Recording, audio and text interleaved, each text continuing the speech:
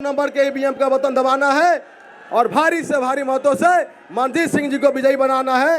बहुत बहुत धन्यवाद। जय बिहार। चिराग पासवान जिंदाबाद। चिराग पासवान जिंदाबाद। अब हम राष्ट्रीय लोक मोर्चा के जिलाध्यक्ष विंध्याचल कुशवाहा जी से आग्रह करेंगे 1 मिनट में अपनी बात रखें।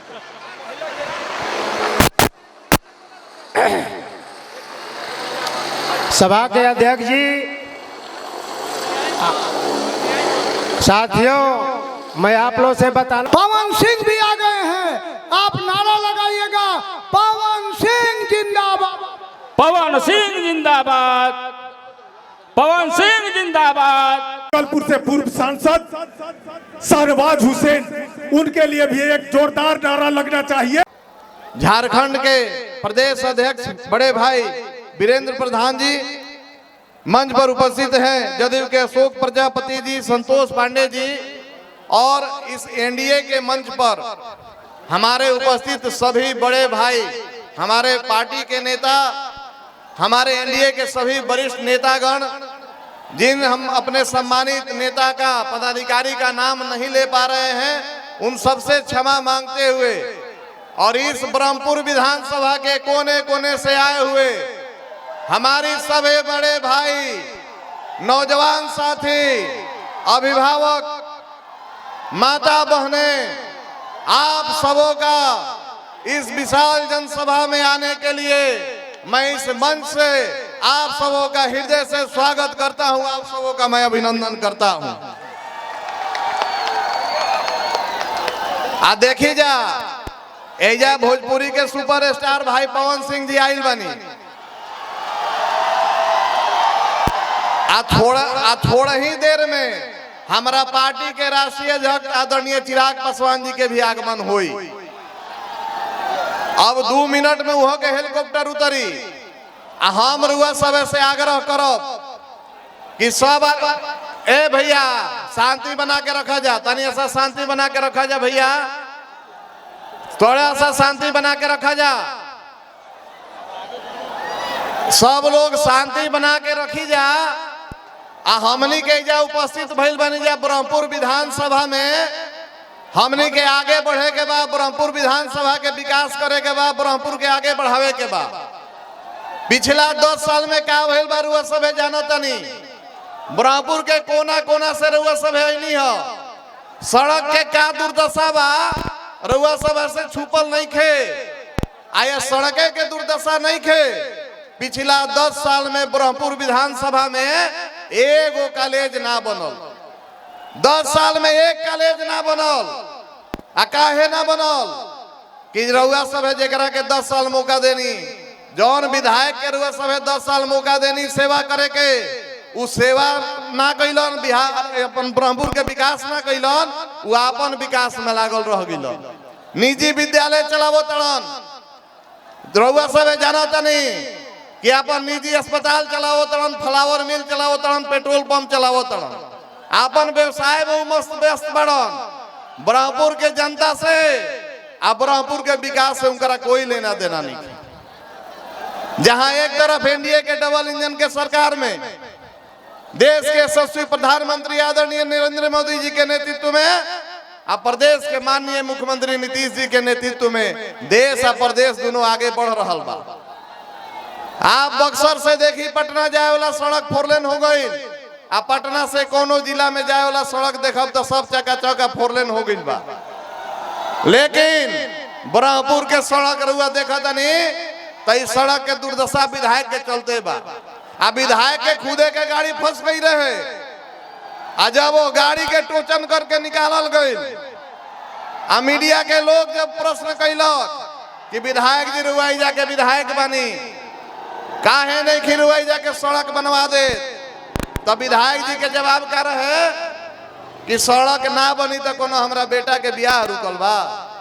तो इतना लापरवाह है जाके विधायक बढ़न कि शिक्षा में ब्रह्मपुर पीछे हो गई, सड़क में पीछे हो गई।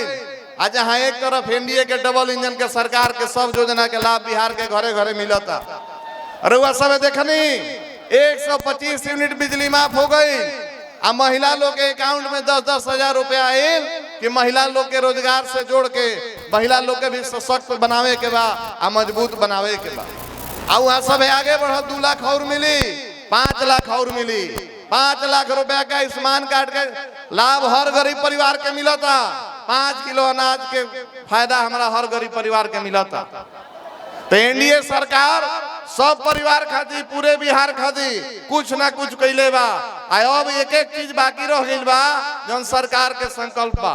सरकार के संकल्प बा कि बिहार में बिजली सुधर गई, सड़क सुधर गई, आ प्रशासन के व्यवस्था सुधर गई। तो अब बिहार में आवे वाला 2025 में मजबूत सरकार बनी आ 1 करोड़ लोग के नौकरी या रोजगार बिहार में मिली। अब बिहार में फैक्ट्री लगी है, सब उद्योग लगी। अब बिहार के लोग के बिहार से बाहर ना जाके बिहार में नौकरी या रोजगार मिली। अपना परिवार के साथ रह के लोग और घर परिवार के साथ रह के अपन इज्जत के साथ नौकरी या व्यवसाय अपना बिहार में करी। तरह सबे के बीच अब देखी हमारे राष्ट्रीय अध्यक्ष जी के आगमन हो रहा बा। वहाँ के हेलीकॉप्टर उतरता और वहाँ के मंच पर आई रउआ सभे के संबोधित करब आ रउआ सभे जा उपस्थित बानी, रउआ सभे स्वागत करब आ रउआ सभे के इतना बड़े संख्या में आवे खातिर आया अपन मजबूत उपस्थिति देवे खातिर आ हम एगो आग्रह करब कि हमनी के जो चुनाव चिन्ह बा हेलीकॉप्टर छाप बा। आ देखी संजोग के बात बा कि हमनी के 2-2 गो हेलीकॉप्टर एजा मैदान में उतरल बा।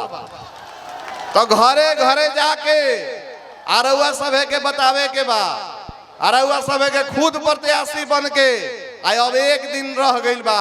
काल 5 तारीख के रुआ सभे घरे घरे पहुंच के अब बताई कि क्रम संख्या 3 पर हेलीकॉप्टर के बटन दबावे के बा। आ क्रम संख्या 3 पर हेलीकॉप्टर के बटन सब परिवार के साथ जाके 6 तारीख के अपना ईवीएम पर दबाई। आ हम कहतनी कि 3 नंबर के बटन रुआ दबाई आ राउर ब्रह्मपुर 1 नंबर पर आई, राउर ब्रह्मपुर 1 नंबर पर आई। आउ काहे आई कि हम संकल्प लेके आइल बनी, बाबा परमेश्वर नाथ के धरती पर संकल्प लेके आइल बनी कि जौन काम ब्रह्मपुर में 10 साल में पूरा ना भइल वो हम 1 साल में पूरा करब, 1 साल में पूरा करब। आ हम रउआ सभे के बीच में नेता बन के ना, हम रउआ सभे के बीच में अब ब्रह्मपुर में नेता बन के ना, रउआ सभे के भाई अब ब्रह्मपुर के बेटा बन के सेवा करब। अब ब्रह्मपुर के विकास से हमार लक्ष्य उद्देश्य बा, ब्रह्मपुर के अपन आगे बढ़ावल हमार उद्देश्य बा। रउआ सभे योगदान दी, सहयोग करी, आशीर्वाद दी। हम रउआ सभे के वचन देतानी कि हमनी के बिहार में ब्रह्मपुर 1 नंबर पर रही, ब्रह्मपुर हमनी के 1 नंबर पर रही। आ विरोधी के बात में नहीं खेआवे के, महागठबंधन के लोग झूठा प्रचार करला आ खाली झूठ बात बतावत रही। वो बरगलावे वाला काम वो लोग के बा, वो लोग खाली जात के बात करी। आ हम का कहब कि एनडीए के हमारे सब नेता, सब भाई बंधु, हर बूथ स्तर पर गांव के जुटल लोग हमनी के जमात के बात करे के बा, हमनी के जमात के बात करे के बा। हमनी के बिहार के नाम पर अब ब्रह्मपुर के नाम पर एकजुट रहे के बा। हमनी के एकजुट होके 6 तारीख के अपना अपना मतदान केंद्र पर जाके 6 तारीख के अपना अपना मतदान केंद्र पर जाके आ क्रम संख्या 3 पर हेलीकॉप्टर के बटन दबावे के बा। तरुआ सभे से हम फिर से आग्रह करब कि जौन भाई परिवार के सदस्य कोनो कारण बस बक्सर में रहत होकस, आरा में, डुमराव में रहत होकस, आ बिहार के कोनो कोना में रहत होकस, चाहे बिहार के बाहर रहत होकस, रउआ सभे वहाँ सभे के फोन करी, आग्रह करी, बुलाई आ सब आदमी मिलजुल के अपना अपना मतदान केंद्र पर जाई आ जाके रुआ हेलीकॉप्टर के बटन दबाई, हेलीकॉप्टर के बटन दबाई। ई भाई रुआ सभे के सेवा में हमेशा तैयार बा। हमनी के ब्रह्मपुर आगे बढ़ी, हमनी के बेरोजगार के इजा रोजगार मिली, हमनी के नौजवान के इजा शिक्षा मिली, हमनी के घर के भाई बहन सब पढ़ के आगे बढ़ी है। यही शब्द के साथ पुनः हृदय से रुआ सबके स्वागत करते हुए अपना वाणी के विराम देतानी। जय हिंद, जय बिहार, जय ब्रह्मपुर। चिराग पासवान जिंदाबाद।